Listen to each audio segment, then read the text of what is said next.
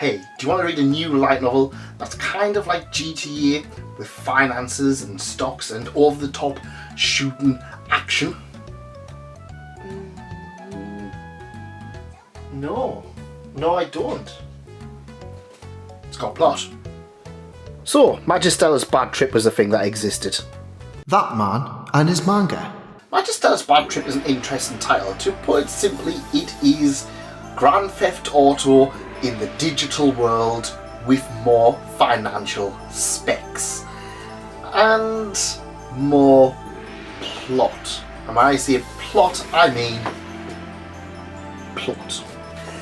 And that's pretty much all I can kind of see about this title in terms of the actual narrative, because this is an interesting one in that every time I picked this one up, I'd kind of forgotten what had happened.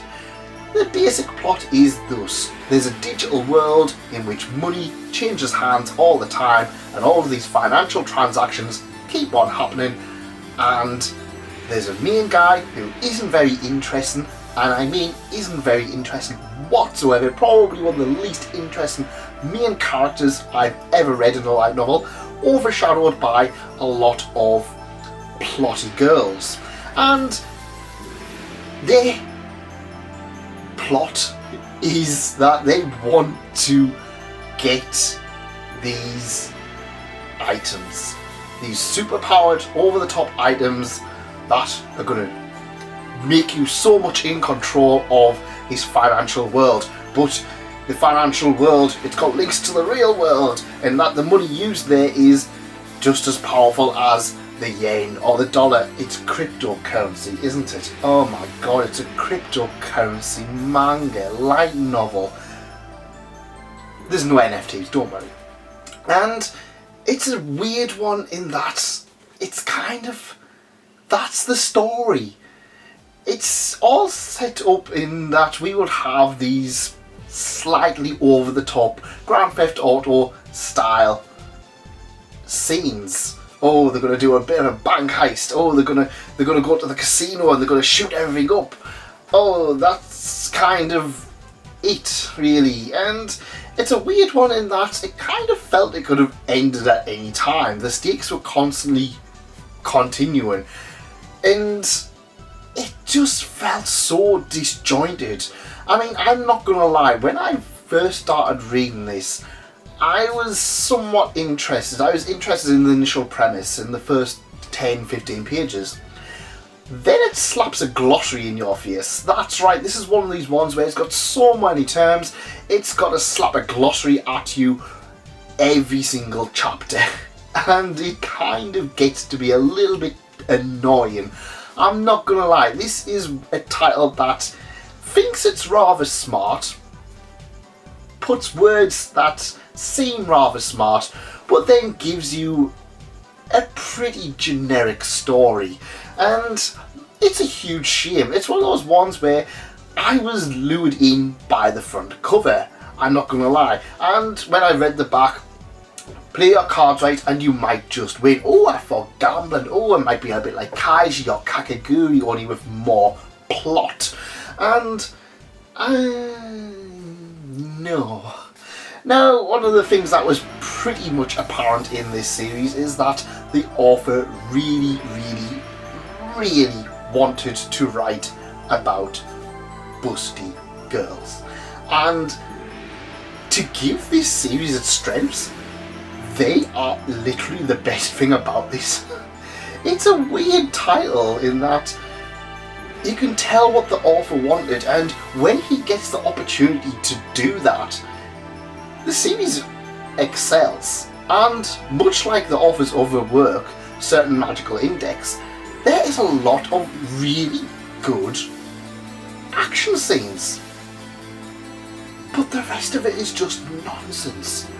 There's so much built up in here that it just feels overcomplicated for the sake of being overcomplicated. At the end of the day, all they needed to do was have these characters. Oh, this girl is gonna have this gun. Oh, this guy's gonna have this deck of special cards. Oh, that girl's gonna have a special pointy stick that she's gonna be able to kill everybody with. and people can just be fighting over that. However, it just felt like it dragged everything out. It just felt that all of the stuff put into this series was just nonsense, and then you would have an overly the top explanation on what this female character is wearing, while the main character is just boring, whinging about his sister, and it's just awkward. It just feels like there's so many different ideas in here that the author didn't really know what they wanted to do and just kind of rode with it. And this is an interesting one because I thought, oh, Certain Magical Index, it's got a huge fandom, it's got a huge following. I read volume 1 and I really enjoyed it, and I thought, you know what, this can't be bad. It's not even bad, it's just kind of okay. It's one of those ones where it's like I said, I just genuinely forgot 90% of what happened in here, and I'm not gonna lie, it was the plot stuff that actually was the stuff that stuck in my head, because like I said, the author really wanted to do that, and even then there's a lot of really interesting ways of doing it. For example, this demon girl on the cover, she is wearing what is essentially a stock ticker on her bikini. That's the tiniest stock ticker ever. But I'm not gonna lie, that nonsense just kind of stuck in my head more than actual stuff what was going on. It was so weird. Now I'm gonna go on a little bit of a rant here because I'm kind of getting a bit sick of light novels which introduce an interesting cast of female characters only to shove them aside and have a generic paint by numbers protagonist. The protagonist in this series is boring. He is probably one of the most boring protagonists I've ever read. There's no quirks about him, there's no interesting things happen from him. In fact, you probably could have him replaced by the female lead in here, and it probably would have been a better narrative.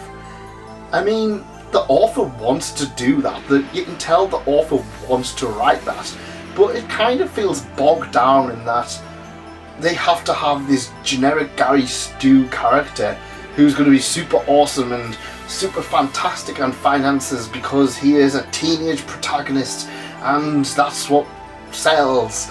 And it just baffles me that we really struggle in getting very strong female leads, and it's quite insulting when we have a really good female cast in this title that are kind of just there. It's weird. I mean, the author wants to write hot girls in bikinis shooting each other up.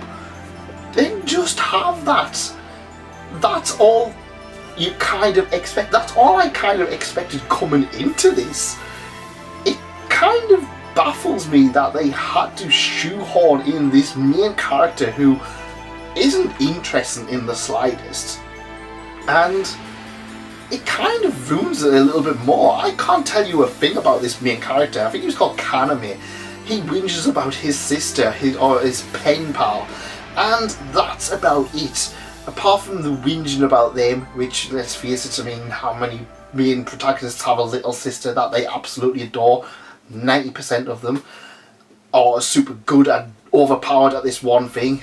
It's just not interesting anymore, and it's a huge shame that what actually was good in this series kind of felt overshadowed by a boring